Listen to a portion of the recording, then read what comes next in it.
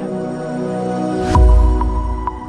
Inform human, आप तक सच पहुंचे यही हमारी कोशिश है। साइकिल पुरानी मैं मस्त मौला, वो साइकिल पुरानी मैं मस्त मौला, कांधे पे टांगा एक खाकी झोला, खुशी हो या गम से भरी चिट्ठी साथ लाता हूँ, कभी हूँ मैं लिखता कभी पढ़ के भी सुनाता हूँ, टेढ़े मेढ़े रास्ते हो ना असर हो मौसम का, पता भी ना पता हो उस पते पे जाता हूँ। इन्फॉर्म ह्यूमन में आप सभी दर्शकों का बहुत स्वागत है। आज हिंदी दिवस है और हिंदी दिवस पर आज हम एक एक्सक्लूसिव इंटरव्यू करने जा रहे हैं। मोबाइल के दौर में बहुत कुछ बदल गया है। एक ज़माना था, बहुत पुरानी बात भी नहीं है, यदि हम 25 साल पहले चले जाएं तो एक दौर था जब हिंदी में लिखी हुई चिट्ठियां घरों में आती थीं। उन चिट्ठियों का बड़ा महत्व था। नानी के यहाँ से चिट्ठी आती थी, नाना अपने हाथ से चिट्ठी लिखते थे, यहाँ से बिटिया अपने परिवार के लिए चिट्ठी भेजा करती थी और वो हमारी हिंदी भाषा में ही बड़ी भावपूर्ण शब्दों में वो चिट्ठियाँ होती थीं। कुछ लाइनें मुझे याद आती हैं कि चिट्ठियाँ जब लिखी जाती थी तो साथ में ये भी लिखा जाता था कि हमारे यहाँ मौसम ऐसा है, इस समय बारिश हो रही है, फसल इतनी आ गई है, तुम्हारे यहाँ कैसा मौसम है। और ये सब जवाब जानने और इन भाव के आदान प्रदान में लगभग 15 दिन या इससे ज़्यादा समय लग जाता था। संवाद की जो प्रक्रिया थी तब और अब कितना कुछ बदल गया है। उन चिट्ठियों में, हालांकि वो चिट्ठियाँ भले ही 8 दिन में पहुँचती थीं, 10 दिन में आती थी और उनके जवाब में भी इतना समय लगता था, किंतु उन चिट्ठियों में जो प्रेम था, जो भाव था, वो भाव अद्भुत था। और अक्सर कई बार ऐसा हुआ करता था कि चिट्ठियाँ पढ़ते पढ़ते आंखें नम भी हो जाती थी। इन भावों को स्वजनों के बीच में, इन शब्दों को, इन चिट्ठियों को एक दूसरे के बीच में पहुंचाने का जो सबसे बड़ा दायित्व था वो था पोस्टमैन का, वो था डाकिये का। वो दौर आप याद कीजिए जब आपके घर के सामने डाकिया आते हुए दूर से दिखाई देता था तो आपके मन में एक स्वतः ही एक भाव जाग जाता था कि ना जाने किस परिजन की किसकी चिट्ठी आई है। ऐसी ही कुछ पुरानी बातों को हम आज हिंदी दिवस पर याद करेंगे और हमारे साथ शहर के बहुत पुराने, लगभग 25 साल से डाक विभाग में काम कर रहे सोलंकी जी हैं। आपका बहुत स्वागत है। सोलंकी जी, आपका पूरा नाम बताइए। लोकेश सोलंकी नाम है मेरा। सोलंकी जी, कब से आप इस विभाग में काम कर रहे हैं? सर मैं सन 99 से इसमें विभाग में हूँ जी। इसके पहले हमारे पिताजी थे, पोस्टमैन ही थे वो भी। उस समय में वो घोड़ी से डाक बांटते थे जी। एक घोड़ी खरीदी थी उन्होंने और गांव-गांव घोड़ी से डाक बांटते थे वो। जब साइकिल भी बाद में ही चली, फिर उसके बाद साइकिल ली उन्होंने और फिर साइकिल से भी बहुत डाक बांटी उन्होंने। तो मेरा पहला सवाल यही है कि मोबाइल के ज़माने में और तब में अब क्या अंतर आ गया है? मोबाइल में और अभी के युग में ये अंतर है साहब की जो है अंतर क्या, अब यही है समझ लो कि तब चिट्ठियाँ जो है, चिट्ठियों का दौर जो ज़्यादा था वो अब कम हो गया है। अच्छा। और अब तो अधिकतर स्पीड पोस्ट और एटीएम, पैन कार्ड, बस यही चीज़ें ज़्यादा आती है। तो 1999 का जो दौर यदि मैं आपको याद करने के लिए कहूँ तो तब कितनी चिट्ठियाँ आती थीं और कैसे जवाब पहुँचते थे, तो क्या व्यवहार रहता था लोगों का आपके साथ? उस समय अच्छा व्यवहार रहता था। चाय पिलाते थे, घर पे लोग बिठाते थे, बातचीत करते थे, हालचाल ही पूछ लेते थे। और अभी का दौर तो साहब बहुत ही तेज़ गति का दौर है जी। अब तो केवल पैन कार्ड और ये इसके बस मैसेज आते हैं और मोबाइल भी चल गया है। अभी मोबाइल से भी डाक बांटने का सिस्टम चल रहा है अभी। अच्छा सोलंकी जी, चूँकि चिट्ठियाँ जहाँ की आई हैं, जिस पते की हैं, उन पे पहुँचाना एक बड़ी जिम्मेदारी रहती है। हाँ। तो तब चिट्ठियाँ बहुत सारी आती थीं, तो आप सोचते होंगे कि ये चिट्ठियाँ जिस पते की हैं वहाँ तक पहुँच जाएं। कितना समय लगता था आपको उनको पहुँचाने में?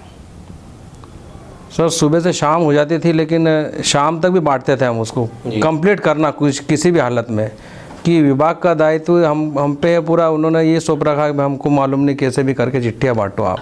छुट्टी के दिन भी जाना पड़ता था, छुट्टी होती थी उसमें भी जाना पड़ता था डाक बांटने। तो ऐसी कोई घटना याद आती, कोई बड़ी चिट्ठी आई हो, बड़ी भावनाओं से भरी हुई, आप देने गए हों और वो खुश हो गए हों, या कोई ऐसी घटना है याद आपको?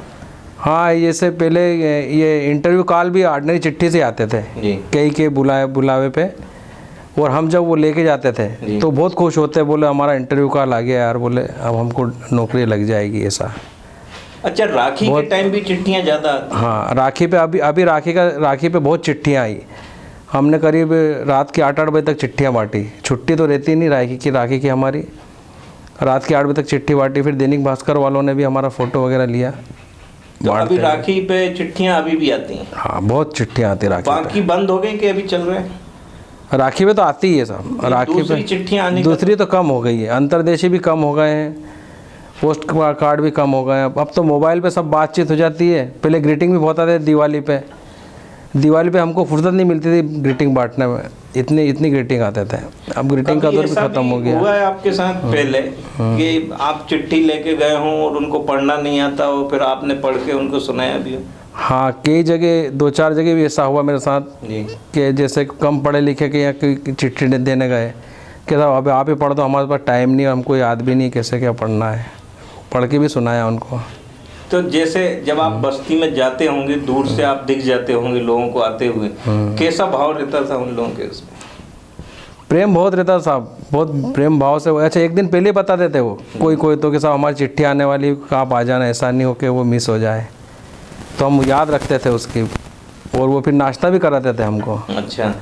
दिवाली पे तो ये बात है कि दिवाली पे हर घर नाश्ता होता था हमारा। अच्छा। 2 चिट्ठी दी फिर नाश्ता, फिर 2 चिट्ठी दी फिर नाश्ता। ग्रीटिंग भी बहुत आते थे, और अब तो वो दौर ही ख़त्म हो गया कि अब ग्रीटिंग का दौर भी ख़त्म हो गया, और जो है प्रेम भाव भी ना, सब मोबाइल से सब काम हो जाता है आजकल।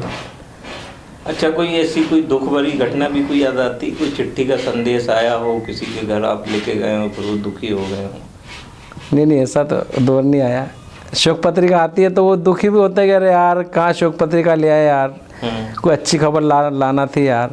मैंने कहा साहब ठीक है, वो तो शोक पत्रिका जाना ही है वो तो। लगा मतलब सब आपको देख के शुभ की एक आशंका, वो उम्मीद जमाते थे कि आप कोई शुभ संदेश लेके आए हैं। हाँ। अच्छा, अब जाते हैं तब कुछ फील आता है लोगों को? अब तो साहब फास्ट लाइफ हो गई है जी। और मैंने बताया ना कि चिट्ठियों का दौर तो बहुत ही 0% ही हो गया। अब 0% का मतलब ये है कि बहुत कई जगह आती है चिट्ठियाँ, तो ये आदान प्रदान वाली, हालचाल पूछने वाली सब मोबाइल पे पूछ लेते हैं आजकल। बाकी तो जो है ATM, पैन कार्ड और ये सब स्पीड पोस्ट की डाक बहुत ज़्यादा आती है। ड्यूटी में भी बहुत कुछ बदल गया होगा, जैसे पहले जगह जगह वो जो डब्बे थे उनको क्या बोलते थे? लेटर बॉक्स जी। तो पहले उनमें जाके आपको चिट्ठियाँ निकालना भी पड़ता होगा? हाँ, चिट्ठियाँ भी निकालना पड़ता था। मेल प्यून रहता था एक, वो चिट्ठियाँ निकालता था, फिर छापता था, फिर उसकी डिलीवरी होती थी, ऐसा छटाई होती थी। अब लेटर बॉक्स की संख्या कम हो गई क्या? हाँ, लेटर बॉक्स की संख्या तो है, इतनी है, पर कर्मचारी कम हो गए थोड़े, तो एक के ऊपर एक जो है डबल काम करना पड़ता है। एक की बजाय एक दूसरे को भी करना पड़ता है, सहयोग भी करना पड़ता है। तो अब कितने घंटे ड्यूटी करना पड़ती है आपको? ड्यूटी तो साहब वही समय तो वही है साहब, 7-8 घंटे हो जाते हैं, सुबह से शाम हो जाती है। पहले ज़्यादा चिट्ठियाँ बांटना? हाँ, चिट्ठियों का थोड़ा नॉर्मल हुआ है। तो पहले आपको आनंद आता था काम करने में कि अब आता है? आनंद तो साहब उस समय भी बहुत आता था, और अभी भी। अब आनंद क्या, वो तो कर्मचारी कम होते जा रहे हैं, लोड बढ़ रहा है, पर ठीक है कर रहे हैं काम, अब ऐसे ही है, करना ही पड़ेगा। लगता है कि अभी भी वो चिट्ठियों, जो भाव वाली जो चिट्ठियां हैं, हाँ। वो भले ही मोबाइल का दौर आ गया है, लेकिन वो सिलसिला चलता रहना चाहिए, ऐसा लगता हाँ, है? चलते रहना चाहिए। बात तो सही है आपकी, क्योंकि चिट्ठियों से ही डाकघर की पहचान है। चिट्ठियों से डाकघर की पहचान है, वो नींव है। चिट्ठियाँ जो है डाकघर की नींव है, और रिश्तों को मजबूत करने के लिए। हाँ, रिश्तों को मजबूत करने के लिए बहुत बड़ी बात है, वही डाकघर सबसे बड़ी बात है। तो ये सोलंकी जी थे जिनसे आज हमने चर्चा की, और हिंदी दिवस पर हमने चिट्ठियों पर केंद्रित होकर चर्चा की, जिन्होंने बताया कि वो जो दौर था तब क्या था और अब कितना बदल गया है। आज इन्फॉर्म वुमन में इतना ही। आज आप हमारे स्टूडियो में पधारे, बहुत धन्यवाद। धन्यवाद।